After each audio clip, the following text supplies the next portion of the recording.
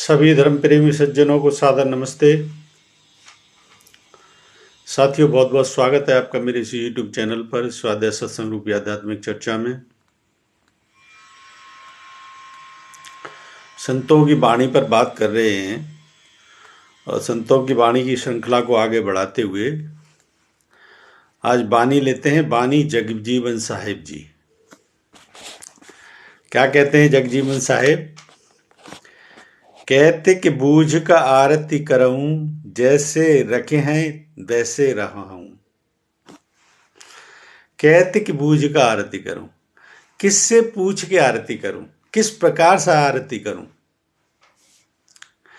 एक बात और देख लीजिए, समझने की बात यह है कि अगर आपका संबंध नहीं जुड़ा भगवान से, परमात्मा से, तो आपको किसी से पूछने की जरूरत नहीं है, किसी से समझने की जरूरत नहीं है। आप सीधा उसी से सवाल करोगे।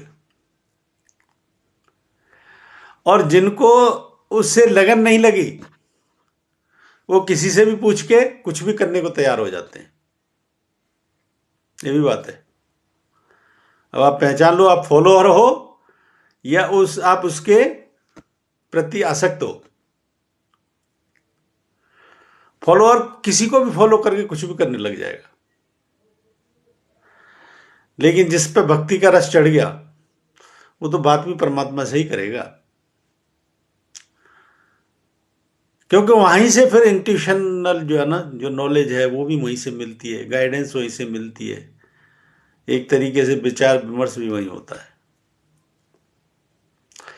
कहते कि बूझ के आरती कराऊं, जैसे रखे हैं वैसे रहूं, और जैसे रखोगे वैसे ही रहूंगा।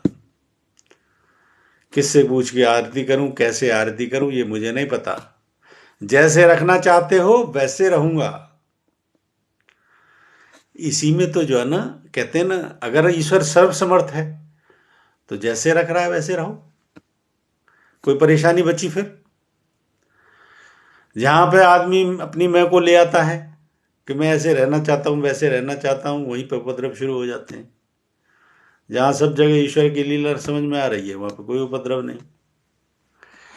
नाय कछु बस आहे मोरी, हाथ तिहारे आहे डोरी। नाय कछु बस आहे मोरी, मेरे बस में कुछ नहीं। नाय कछु बस आहे मेरी मोरी, मेरे कुछ भी बस में नहीं है। हाथ तुम्हारे आहे डोरी, मेरे जीवन की डोरी तुम्हारे हाथ में है। मैं कहता हूं किसी के भी बस में कुछ भी नहीं है। सबसे बड़ी समझने वाली बात ही यही है। लेकिन जो मैं भाव के चलते कहते हैं कि मैं ये कर रहा हूं, मैं वो कर रहा हूं, वही उनकी गलतफहमी है। ये उनको, अगर इस मार्ग पर चलो तब पता लगेगा, बाद में जाके सबको पता लगता है कि मैं कुछ कर ही नहीं रहा था, जो कर रहा था वही कर रहा था, वहीं से हो रहा था कुछ। क्यों भगवत गीता में जो बात कही है कि ये पूरा जगत एक मन के मिलके एक माला की तरह एक दूसरे में पुराया हुआ है। तो जहां पे ईगो बोल रही है कुछ हो कि मैं भाव की, वो दरअसल मिथ्या अहंकार बोलता है उन लोगों का। अहंकार भी मिथ्या ही होता है। जिस समय ये चला जाए तब व्यक्ति को पता लगता है क्यों मैं इतना अहंकार करता था, क्यों भी। सच में जब आप मंजिल की तरफ पहुंच जाते हो, जब एक अपने कंटेंट लेवल में पहुंच जाते हो, तब ऐसा लगता है कि मैं ये चिंताएं करता था, मैं ये झगड़े फसाद इनमें पड़ता था, ये मैं क्यों करता था। तब आपको पता लगेगा ये सब फॉल्स आइडेंटिटी आपने जो है ना पाली रखी होती है, उसमें जीते चले जाते हैं बिना मतलब के, और वो सब परेशानी के कारण है। तो जो जगजीवन जी कह रहे हैं कि मुझे तो कुछ पता नहीं, न मेरे कुछ बस में, मैंने अपने जीवन की डोर तेरे हाथ में दे दी है, तू जैसे चलाना है वैसे चला। कोई परेशानी बची? कोई परेशानी नहीं बची। इसको कहते हैं स्वीकार भाव। और इस मार्ग पे स्वीकार भाव के सिवाय दूसरा कोई आपके पास हथियार सबसे अच्छे मजबूत है नहीं। अरे समग्रता से उसका स्वीकार भाव बनाओ, फिर देखो जीवन का आनंद। जस चाहे तस नाच नचावहो, ज्ञान बास करे ध्यान लगावहो। जैसे चाहो तस नाच नचाओ, जैसे चाहता है वो वैसे नाच नचाता है। तो जगजीवन जी कह रहे हैं जैसा चाहता है वैसे मुझे नाच नचा। लोग समझते हैं कि ये आदमी ऐसे ही भटकता फिरता है, इधर उधर कुछ करता, काम धाम की कोई बात नहीं करता। असली जो काम की भौतिक जगत के दृष्टिकोण से जो काम की रिलेवेंसी है वो उसके पास नहीं होती, और न वो उसमें ज़्यादा उलझता, क्योंकि वो रास्तों से ऑलरेडी गुजरा होता है, कहीं ना कहीं कुछ एक्सपीरियंस रहे होते हैं। तो जस चाहे तस नाच नचावो, वो इन सबों को भी, जो ईगोसेंट्रिक लोग हैं उनको भी वैसे ही वही नाच नचा रहा है। और लेकिन भक्त इस बात को समझता है, वो नहीं समझ पाते हैं, इसीलिए ये अज्ञान का मार्ग भी कहला जाता है। बाहर की दुनिया का अज्ञानता का मार्ग इसीलिए कहलाता है, क्योंकि नाच वो नचा रहा है,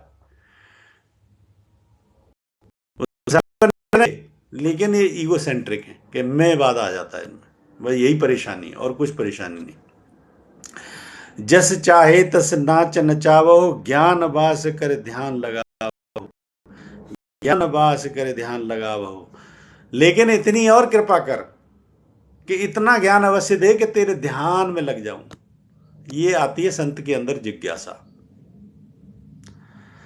जैसे वो चाह रहा है वैसे तो नाच सभी नाच रहे हैं, लेकिन भक्त क्या कहता है कि वह इतनी बुद्धि जरूर दे दे कि तेरे ध्यान में उतरना शुरू हो जाऊं। और ध्यान यहीं से शुरू हो जाता है, जहां पे आप समर्पण भाव कर देते हो, जहां पे उसकी इस ऐश्वर्य को, इस विशालता को जब स्वीकार कर लेते हो ना, वहीं से ध्यान लगना शुरू हो जाता है। वहां से ध्यान के अंकुर फूटने लगते हैं, ध्यान के वहीं से अंकुरित होना शुरू हो जाता है। तो इसलिए जगविजय जी कह रहे हैं कि जैसे चाहे वैसे नाच नचा, मंजूर है, लेकिन इतना ज्ञान जरूर दे दे कि तेरे ध्यान में उतरना शुरू हो जाए। ये होती है असली भक्ति। तमहि जपत तमहि विसरावत, तमहि जपत तमहि विसरात। यानी तेरी इच्छा से ही तो जाप करता है कोई, और तेरी इच्छा से तुझे बिसराता है। आम व्यक्ति को देखो, बहुत होते तो चर्चा करने लग जाओ तो कहते हैं यार भगवान की अभी बात मत करो। मैंने तो कॉरपोरेट सेक्टर में ये एक्सपीरियंस किया है कि ये बातों की यार यहाँ पे कोई महत्व नहीं है। There is no relevancy of all this type of topics in this culture. तो आपको बहुत लोग मिल जाएंगे। तो इसलिए कृष्ण ने तो ये भी आगाह किया है कि जहां पे लोग नहीं चाहते वहां पे तो चर्चा करना, मेरे ज्ञान की उनको तो बात ही मत बताना। इससे तो जो रिलेट कर पाए उसी को बताना, क्योंकि समझ में भी उसी के आएगी और मत के भी उसी की है। दूसरे को जिसकी समझ नहीं आ रहा, it's a wastage of energy. खुद की भी ऊर्जा बर्बाद करो और उसके लिए हास्य का प्रसंग भी बनो। समझने की बात है, बिल्कुल प्रैक्टिकल बात है। तो तमहि जपत तमहि बिसरावत, तेरी ही कृपा हो वही तो तुझे जाप करता है कोई, और तेरी जिस पर कृपा नहीं हो वही तुझे भूलता है। तमहि चेताए सरल आवत, और तेरी ही उससे चेतना जागृत होती है। शरण ले आवत, वही तेरी शरण में आ पाता है। यानी जिस पे ईश्वर की कृपा नहीं है तो समझ लो ईश्वर का जाप भी नहीं कर सकता। ऐसों को कितना ही समझा लो। मैंने बताया ना कि ये तो चीज लगे की होती, कहां से कौन सी बात तुमको ऐसी छू गई कि तुमने अपना अध्यात्म का मार्ग बना लिया। ये तो विषय भी ऐसा ही है, मार्ग भी ऐसा ही है। ये आंतरिक चेतना अगर इतनी जागृत है, उसी पर कृपा हो पाती है। ये कितनी जगह कहावत सुनी होगी कि इस मार्ग पर चल भी वही पाता है जिस पर कृपा पात्र बनना भी इतना आसान नहीं है। तमहि जपत तमहि विसरावत, तमहि चेताए शरण ले आवत। तेरी जिस पर कृपा हो जाती है वही तेरी शरण में आ पाता है, अन्य कोई नहीं। दूसरा कौन एक ही सो, एक सोई जह का चाहो भक्त सो होई। दूसरा कौन एक हो सोई, तेरा जैसा दूसरा कोई हो भी नहीं सकता। और कौन हो सकता है? कोई नहीं हो सकता। जह को चाहो भक्त सो होई। जिस पर तुम्हारी कृपा हो पाती है वही तुम्हारी इस राह पे चल पाता है। ऐसा कोई दूसरा नहीं है जो इस कृपा को कर सके।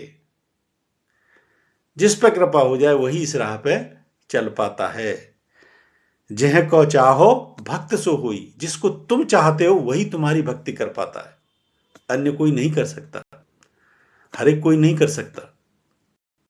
जग जीवन कर विनय सुनावे, साहेब समरथ नहीं बिसरावे। और जग जीवन ये विनती करके सुनाते हैं,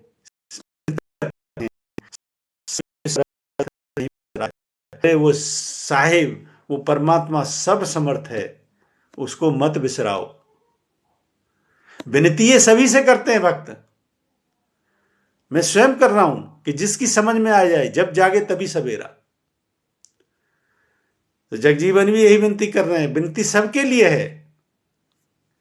साहिब समर्थ नहीं, वो सर्व समर्थ है, उसको बिसराओ मत। उसी की स्मृतियों में, सदा उसी की छाव में, सदा उसी की भक्ति में जीवन को जियो। इन्हीं पंक्तियों के साथ आज ये हमने प्रसंग पूरा किया। मुझे उम्मीद है पंक्तियां पसंद आई होंगी। पसंद आई हैं तो वीडियो को लाइक करें, अधिक से अधिक इसको शेयर करें। शंका समाधान के लिए कोई प्रश्न है तो कमेंट बॉक्स में लिखें। बने रहें मेरे साथ, बने रहने के लिए बहुत बहुत धन्यवाद। इत्योम सम नमस्ते।